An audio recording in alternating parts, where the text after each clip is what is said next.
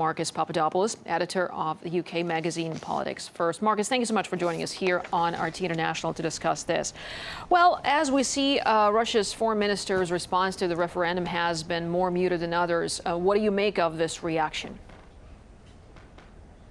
Well, first of all, Russia understands Ukraine's delicate makeup, its delicate nature, better than any other country in the world.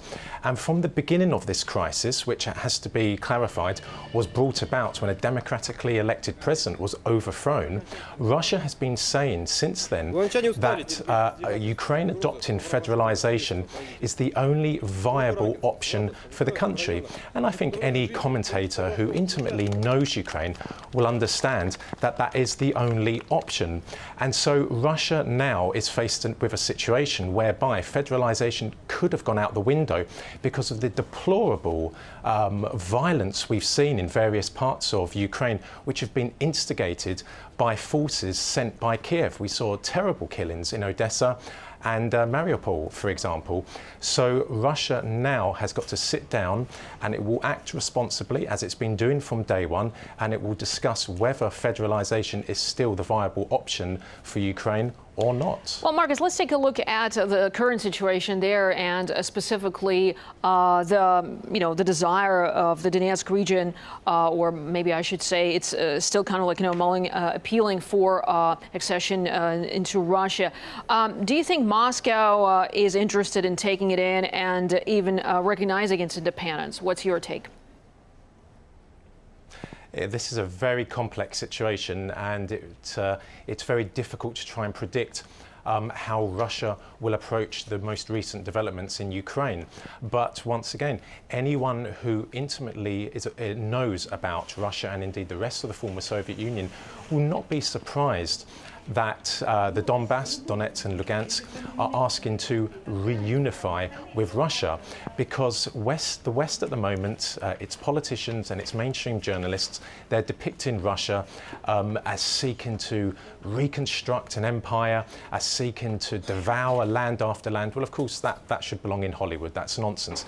The reality is that in the old Soviet Union, there were only two regions which never wanted to be a part of the Union, and they were the Baltic states and Western Ukraine, i.e. Galicia. And that was reflected in the March 1991 referendum, which was held by Mikhail Gorbachev, when 76% of the Soviet people voted to preserve the Union. They never wanted to be Marcus, separated from Moscow. Sorry for interrupting you. Let's focus on Ukraine now. I mean, Washington blames President Putin for not stalling the referendum. Let's take a listen.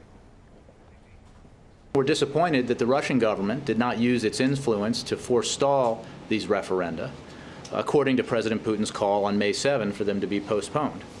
Instead, Russian state media sought to legitimize these so-called referenda over the weekend with repetitive coverage of these votes as if they were legitimate. So, Marcus, the question here is then, why hasn't the White House paid attention to Putin's call to postpone the referendum? Why didn't they take it into account? Well, since the self-defense forces were established in eastern Ukraine, the Americans have been arguing that they are under the control of the Kremlin, under the control of President Putin. And then last week, President Putin voiced his opinion that the referendums should be postponed.